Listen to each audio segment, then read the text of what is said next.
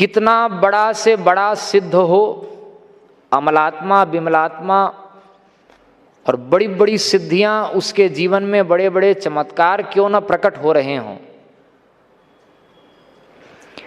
ध्यान से सुनना इस बात को।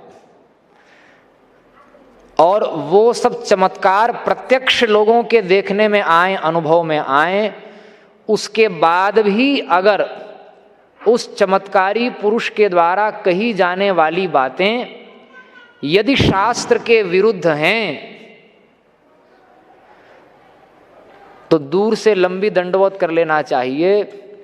एक क्षण भी ऐसे व्यक्ति का संग किया जाए, इसकी आज्ञा वेदादि शास्त्र नहीं देते। वो संग करने योग्य नहीं, उसका संग सत्संग नहीं है, वो सत्संग के नाम पे कुसंग हो जाएगा। उदाहरण क्या है, और सावधान हो जाइए। वेदादि शास्त्र के सिद्धांत की रक्षा के लिए ही भगवान ने बुद्धावतार धारण किया, और बुद्ध रूप से भगवान ने अनधिकृत व्यक्तियों के हाथ से यज्ञ को छुड़ाने के लिए शास्त्रीय याज्ञिक कर्म को जब अनधिकृत लोग करने लग गए तो उसका विस्फोट न हो जाए। अब आजकल के बुद्धिमान लोग कहते हैं भैया तुम इसमें अधिकृत नहीं हो, तुम्हारा अधिकार नहीं है ये करने में। ऐसा कहने पर मुर्दाबाद हो जाता और समाज बट जाता है, क्योंकि अब शास्त्र की मर्यादा लोगों को एकाएक पच जाए ये बड़ा कठिन हो गया। आज से 2000-2500 वर्षों से भी पूर्व जब भगवान प्रकट हुए, अब उनको यज्ञ की रक्षा करनी थी, तब उन्होंने अनधिकृत रूप से यज्ञ करने वालों की निंदा नहीं की, उन्होंने यज्ञ की ही निंदा कर दी। और यज्ञ की निंदा इस प्रकार की कि जो लोग अनधिकृत रूप से यज्ञ कर रहे थे उन लोगों ने बोला कि भाई यज्ञ वज्ञ सब बेकार है, इसको छोड़ो। उनकी अनास्था करके यज्ञ से उनको विमुख करके यज्ञ की रक्षा की। नीयत अच्छी होने पर भी बुद्ध के द्वारा कहे गए यज्ञ और वेदादि शास्त्र के खंडन के जो वाक्य हैं, कितने बड़े बड़े चमत्कार उनके जीवन में प्रकट हुए। बड़े बड़े हिंसावादियों को अहिंसा में प्रतिष्ठित कर दिया उन्होंने। इतने पर भी बुद्ध का वचन हमारे यहाँ सत्संग के रूप में प्रमाण नहीं माना जाता। छोटे मोटे महात्मा सिद्ध की बात क्या चले, भगवान भी हमारे यहाँ प्रकट होकर जब शास्त्र के विरुद्ध बोलते हैं, शास्त्र की रक्षा के निमित्त ही सही, बाद में गौतम बुद्ध के नाम पर जो कुछ चला वो सब आजकल जो बौद्ध तंत्र है वो अलग खिचड़ी है। मुख्य बात है शास्त्र के विरुद्ध भगवान भी अगर बोलने लग जाएं प्रकट होकर तो भगवान की बात भी नहीं मानी जाएगी। बात समझ में आई? तो हम लोगों के यहाँ उसी संप्रदाय, उसी मत, उसी पंथ का समादर होता है जो मत, जो पंथ, जो संप्रदाय वेदादि शास्त्र सम्मत होता है। हम रामकृष्ण का नाम क्यों ले रहे हैं? केवल ज्ञानदेव जी ने कहा इसलिए ले रहे हैं क्या? ज्ञानदेव जी ने कहा इसलिए तो लेना ही चाहिए। महाजनो ये न गतस्स पंथा, जहां महापुरुष गए वही पंथ है, वही मार्ग है। लेकिन कौन महापुरुष हैं? लोग ईसा मसीह और हजरत मोहम्मद पैगंबर को भी महापुरुष बोलने लग जाते हैं, तो उनके मार्ग का अनुगमन करेंगे क्या? महाजनो ये न गतस्स पंथा का मतलब है शास्त्र ने जिसको महापुरुष बताया है कि महापुरुष ऐसे होते हैं, ऐसा लक्षण जिनके अंदर घटता है, ऐसा महापुरुष कभी शास्त्र द्रोही नहीं होगा। और उसी का अनुगमन वास्तव में महाजनो ये न गतस्स पंथा का वास्तविक अर्थ है। तो कितने बड़े से बड़े महात्मा हुए हमारे यहाँ, लेकिन उनकी बात हम स्वतंत्र रूप से नहीं मानते। इसलिए मानते हैं क्योंकि उन्होंने जो कहा वो पूर्व से वेदादि शास्त्रों ने कहा है। शास्त्र ने अगर नहीं कहा होता तो स्वतंत्र किसी की बात प्रमाण नहीं होगी, क्योंकि व्यक्ति प्रमाण नहीं होता और न घटना प्रमाण होती, शास्त्र प्रमाण होता है। हाँ, तस्मात् शास्त्रम प्रमाणम ते कार्या कार्य व्यवस्थित, भगवान का वचन गीता में शास्त्र ही प्रमाण है। इसलिए भगवान व्यास कहते हैं सूत्रकार शास्त्र योनित्वाद, कोई भी सिद्धांत जब शास्त्र की योनि से प्रकट होता है वही सिद्धांत सिद्धांत है, नहीं तो अपसिद्धांत है, वो असिद्धांत है, वो मारक, वो तारक नहीं हो सकता।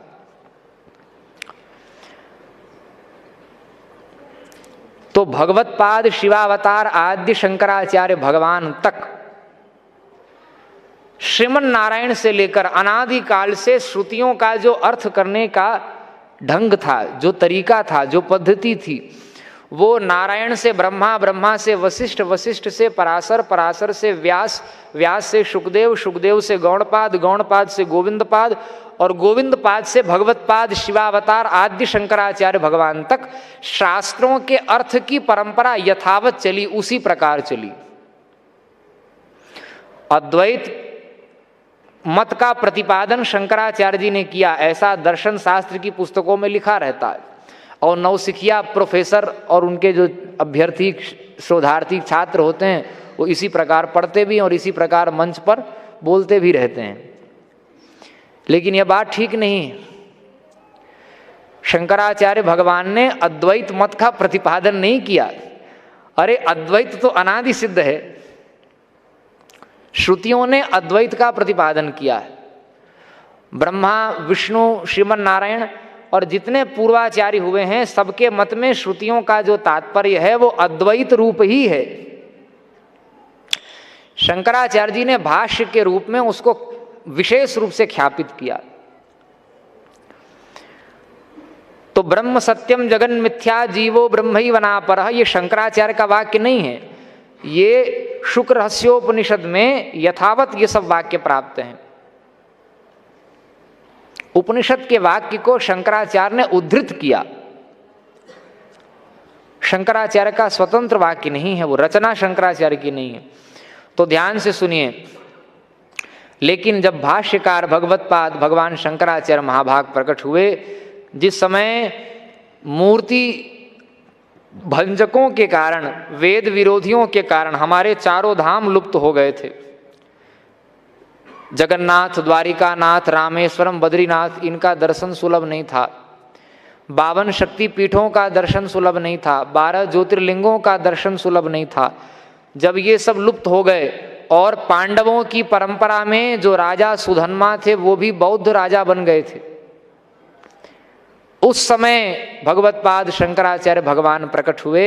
भगवान शिव ही शंकराचार्य के रूप में प्रकट हुए और उन्होंने चारों धाम की अपने हाथ से प्रतिष्ठा की, 12 ज्योतिर्लिंगों की, 52 शक्ति पीठों की, पुष्कर में ब्रह्मा जी की, काठमांडू में भगवान पशुपतिनाथ की स्थापना की, प्रस्थानत्रयी पर भाष्य लिखा, वेद विरोधियों को शास्त्रार्थ में परास्त किया, चारों पीठों की स्थापना की, सुधन्मा राजा को सनातनी राजा बना करके सार्वभौम राज सिंहासन का पद प्रदान किया और पुनः इस कलिकाल में सत्य सनातन वैदिक आर्य हिंदू धर्म की प्रतिष्ठा भगवतपाद ने की।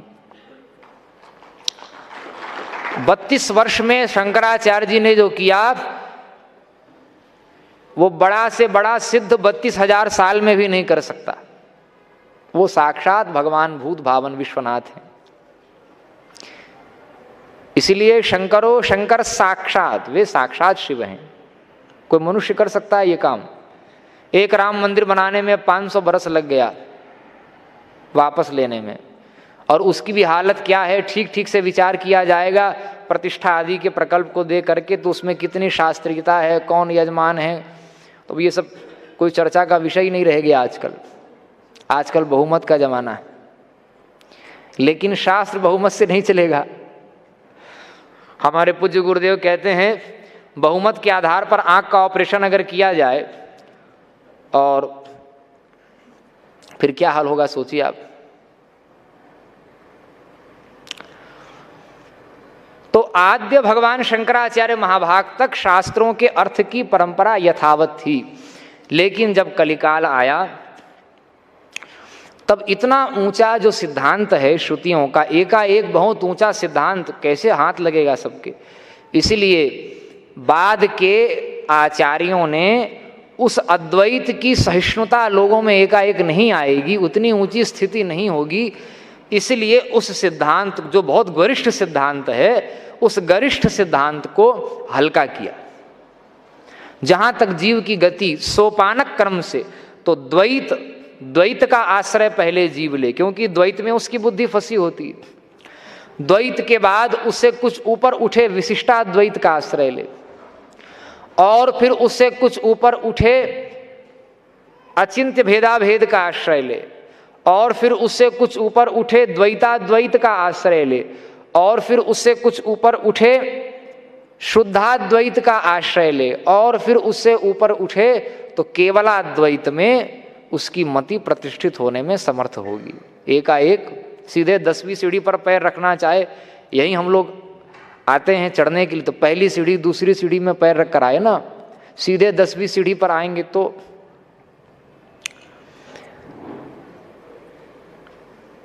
जीव और ब्रह्म के ऐक्य को ही भगवान आदि शंकराचार्य महाभाग और श्रुतियों के अनुरूप ज्ञानेश्वरी में संत शिरोमणि ज्ञानेश्वर महाराज ने स्थान दिया, एकनाथ महाराज ने एकनाथी भागवत में स्थान दिया, संत तुकाराम, इन सब ने स्थान दिया। तो वारकरी संप्रदाय की विशेषता क्या है, इस बात को नोट करके रख लेना चाहिए, क्योंकि इस कोटि के सत्संग अब नाटक वाले सत्संग शुरू हो गए, और जहाँ प्रयास भी किया जाता है तो शास्त्रों का दुर्लभ ज्ञान सर्वत्र परंपरा से सब जगह चला जाए तो बहुत दुर्लभ बात है, कठिन बात है। श्रोता वक्ता ज्ञान निधि कथा राम की गूढ़, तो इस बात को नोट करके रखना चाहिए। और कम से कम वारकरी संप्रदाय के सभी उपासकों को इस बात को ध्यान में रखना चाहिए कि वारकरी संप्रदाय का कितना बढ़िया शास्त्रीय स्वरूप है, कलिकाल के अनुरूप शास्त्रीय स्वरूप है। कलौ केशव कीर्तनात् इस सिद्धांत की रक्षा हो। कलि संतरणोपनिषद में, कलिवर्ज्य प्रकरण में, महाभारत आदि में जितने सिद्धांत कहे गए हैं उन सब सिद्धांतों को स्मरण में रखते हुए और शास्त्र का सिद्धांत बाधित न हो, इसका इतना सुंदर सामंजस्य है श्रीमद् गोस्वामी तुलसीदास जी महाराज ने रामचरितमानस में और इधर वारकरी संप्रदाय में दो जगह ये परंपरा खुल करके प्रकट दिखाई देती है। वो क्या परंपरा है? शंकराचार्य जी के भाष्य में तो वो है ही, लेकिन उनका भाष्य बहुत गंभीर है, कई जन्म लग सकते हैं। शंकराचार्य के भाष्य पर प्रवचन करने वाले लोग तो बहुत हैं, लेकिन प्रामाणिक ढंग से शांकर भाष्य को एक प्रवचन भी कह पाना शांकर भाष्य के आधार पर, ये आचार्य कहलाने वाले लोगों के लिए भी कठिन बात है।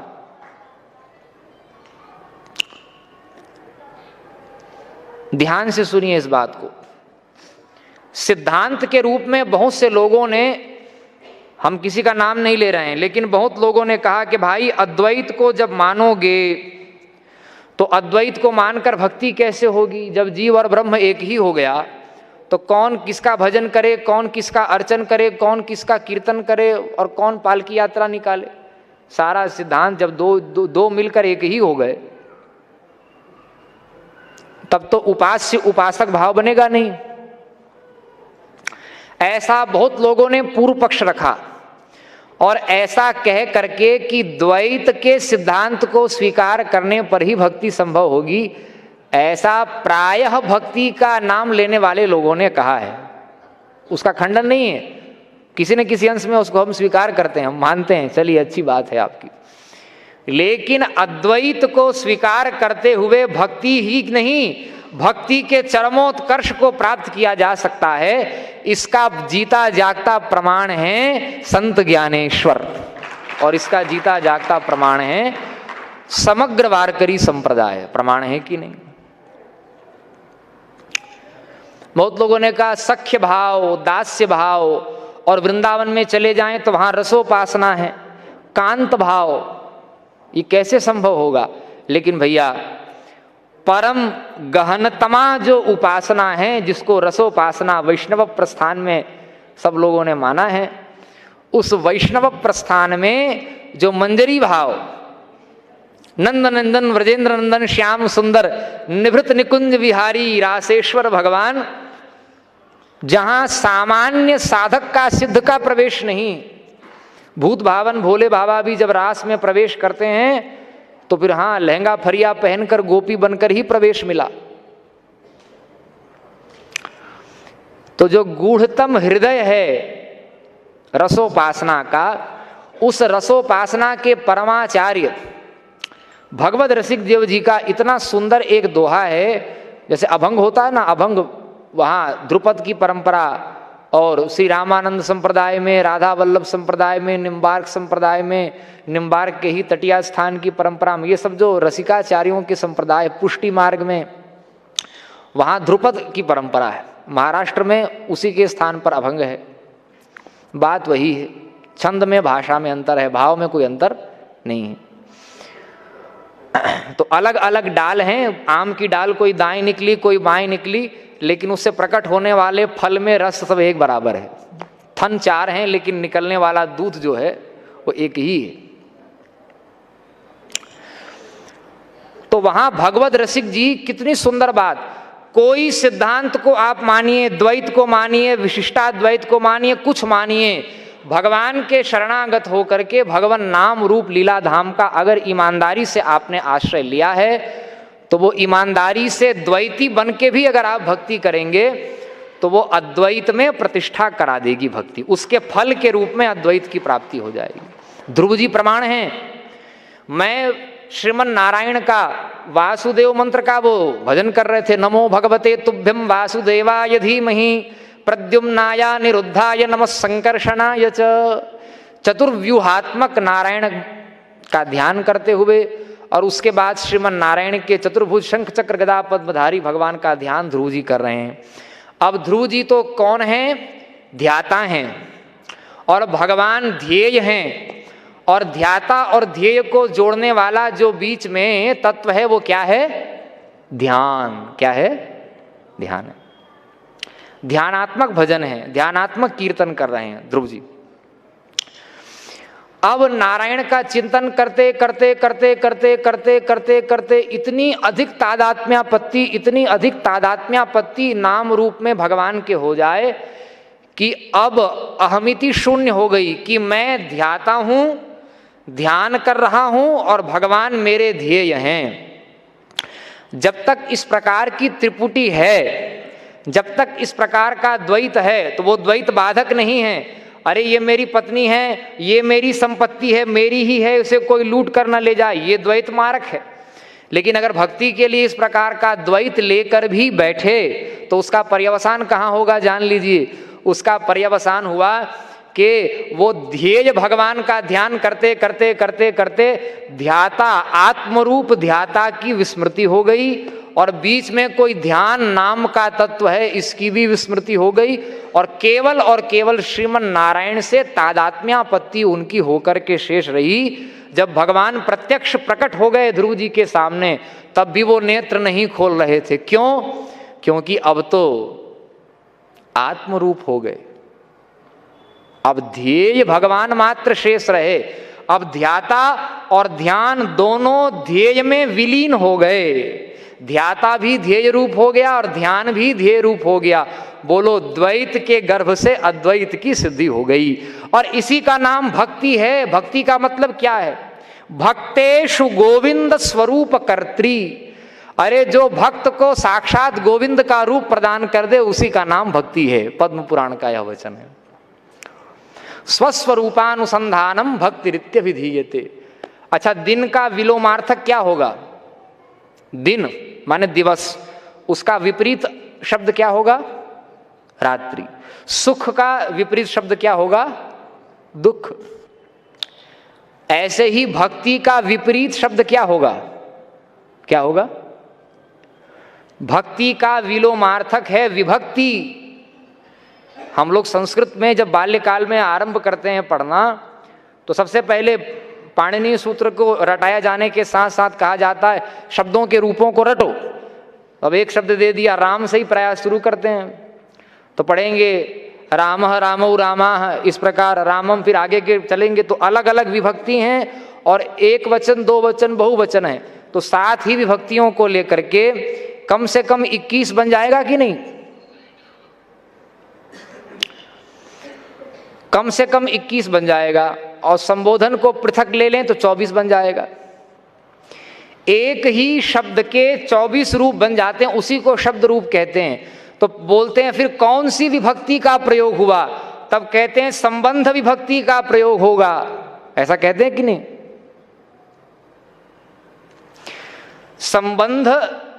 संबंध विभक्तिक प्रयोगो अत्र विद्यते, ऐसा संबंध विभक्ति के संदर्भ में अलग अलग प्रथमा विभक्ति, द्वितीया विभक्ति, विभक्ति का अर्थ ही है एक को अनेक रूप में बांटना, उसको कहते हैं विभक्ति। और जब सारी विभक्ति मिट जाए, यह भी देख वह भी देख, देखत देखत ऐसा देख, मिट जाए धोखा रह जाए एक। हाँ, सर्वम खलु इदम ब्रह्म वासुदेव सर्वम, केवल आत्म रूप से ही पूरा जगत दिखने लग जाए, ये जो भगवान की शाश्वत प्राप्ति रूपा भक्ति है, पहले वाली भक्ति जहाँ द्वैत है, वो वास्तव में भक्ति का साधन है, वो पराकाष्ठा की भक्ति नहीं है, वो भक्ति की आरंभिक अवस्था है। जैसे योगश्चित्त वृत्ति निरोध, इस प्रथम सूत्र से ही सिद्ध है कि समाधि रूप ही योग है। यम नियम आसन प्राणायाम प्रत्याहार धारणा ध्यान ये योग नहीं है, समाधि ही वास्तव में योग है। लेकिन अष्टांग योग क्यों कह देते हैं? परंपरा से समाधि तक अगर पहुंचना है, 10वीं सीढ़ी में 8वीं सीढ़ी में पहुंचना है, तो पहली सीढ़ी पार करना पड़ेगा। 8वीं सीढ़ी में पहुंचने के लिए अन्य जो 7 पहले की सीढ़ियां हैं वो भी उपकारक हैं। उपकारक होने के कारण, उपोद्बलक होने के कारण उनको भी योग कह दिया जाता है। वास्तव में समाधि योग है। ऐसे ही सारी विभक्ति शून्य हो जाए, और विभक्ति शून्य जहां ऐक्य हो गया, उसी का नाम विभक्ति शून्य भक्ति है। और उस भक्ति को प्रदान करने में जो आरंभिक भक्तियां हैं, उनको भी भक्ति कह दिया जाता है। और भागवत प्रस्थान में, भागवत के महात्म्य में, पद्म पुराण में, भक्तेषु गोविंद स्वरूप कर्त्री, भक्त में गोविंद को प्रकट न करे, भक्त को ही गोविंद का रूप प्रदान कर दे, ये श्रौत प्रस्थान है। हम गलत अर्थ नहीं कर रहे हैं। ब्रह्मविद ब्रह्मेव भवति, सोई जानहि जेहि देहु जनाई, जानत तुम्हि होई जाई। जो तुम्हें जान लेगा वो तद्रूप हो जाएगा। तद्विज्ञात्वा तदेव भवति, उसको जानने के बाद में वही हो जाता है।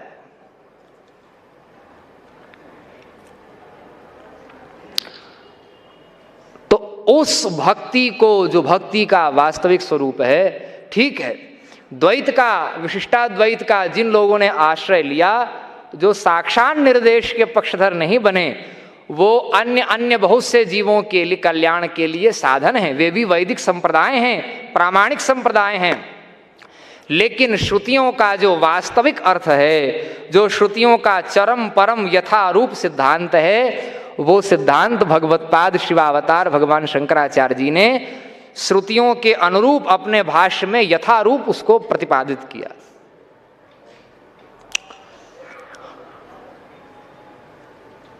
और वारकरी संप्रदाय की क्या विशेषता है? सिद्धांत के रूप में उन्होंने अद्वैत को स्वीकार किया, और साधन के रूप में उन्होंने भक्ति को स्वीकार किया। कितना अद्भुत सिद्धांत! हाँ, सिद्धांत के रूप में अद्वैत को, और साधन के रूप में, और भक्ति का भी ऐसा कोई नवीन पंथ वाला स्वरूप नहीं। भक्ति को मानते हुए भी भगवत्पाद आदि शंकराचार्य भगवान के अनुरूप श्रीमन नारायण से लेकर जितने ऋषि महात्मा महर्षि हुए हैं, सब ऋषियों ने, सभी आचार्यों ने भगवत्पाद शंकराचार्य तक जैसे भक्ति को मानते हुए भी ज्ञान की उपेक्षा नहीं की, उसका पूर्ण समादर वारकरी संप्रदाय में भक्ति को मानते हुए ज्ञान का समादर हुआ, ज्ञान का तिरस्कार। और इसलिए वारकरी संप्रदाय आज भी विकृत नहीं हुआ। बाकी जगह विकृति अब देखने को मिलने लग गई है। ज्ञान के नाम पर फिर अमुक अमुक का खंडन कर दो, अमुक अमुक का खंडन कर दो। और भक्ति के साथ साथ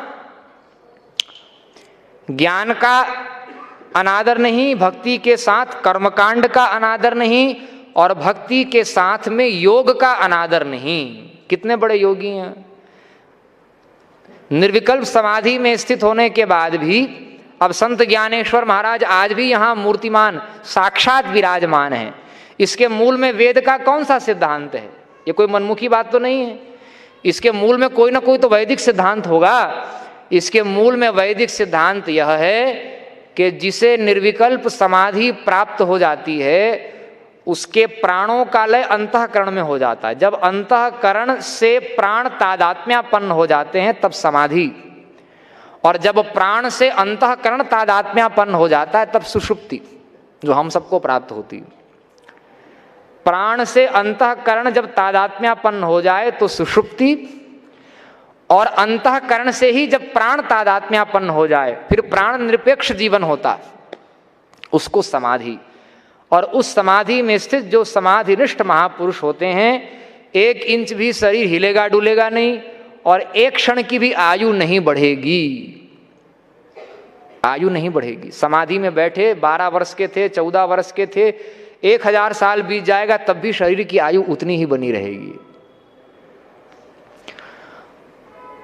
ये समाधिनिष्ठ महापुरुषों की चमत्कृति है। और शुकदेव जी महाराज परमहंस चक्र चूड़ामणि, आचार्यों के भी आचार्य सनकादि, सनक सनंदन सनातन सनत कुमार, ये जो सनत कुमार हैं, शुक सनकादि, इनकी क्या विशेषता है? ये तो समाधि लगा के नहीं बैठे हैं, चल भी रहे हैं, फिर भी रहे हैं, कीर्तन भी कर रहे हैं, कथा भी कर रहे हैं, विचरण भी कर रहे हैं, उसके बाद भी इनकी आयु क्यों नहीं बढ़ रही है? ब्रह्म से जिस प्रकार की आत्मस्वरूप से आंख बंद करके समाधि निष्ठ हो करके जिस प्रकार की आत्मस्वरूप से तादात्म्यापत्ति समाधि दशा में सामान्य समाधिनिष्ठ महर्षियों की, योगियों की, सिद्धों की जो अवस्था होती है, जागृत अवस्था में भी उस सिद्धि को उतारने की क्षमता शुक सनकादि के अंदर होती है। तो जागते हुए भी वे समाधि निष्ठ रहते हैं, इसलिए जागते हुए भी, जागृत अवस्था में भी उनकी आयु 1 क्षण भी अधिक नहीं बढ़ती। 16 वर्ष के सुखदेव जी हमेशा रहते हैं, 5 साल के सनत कुमार हमेशा रहते हैं। समाधि की सिद्धि जागृत में उतर गई। और इसी शास्त्रीय सिद्धांत के आधार पर हम लोग आज भी श्रद्धा करते हैं ना कि साक्षात ज्ञानेश्वर महाराज वहां पर विराजमान हैं। वो कोई मुसलमानों के तरह कब्रिस्तान थोड़ी है कि मुर्दा गड़ा दिया गया, जो सड़ रहा है, जो स्वयं अपनी रक्षा नहीं कर पा रहा है, भला दूसरों की क्या मुराद पूरी करेगा? वो तो खुद नामुराद है, मर गया बेचारा। अब वो सड़ गया कि नहीं सड़ गया? 100 साल बाद देखोगे तो कोई भी औलिया मौलिया चौलिया जो भी रहा हो, कुछ मिलेगा वहां पर? गड्ढा खोदने पर बदबू मिल सकती है और कुछ नहीं मिलेगा।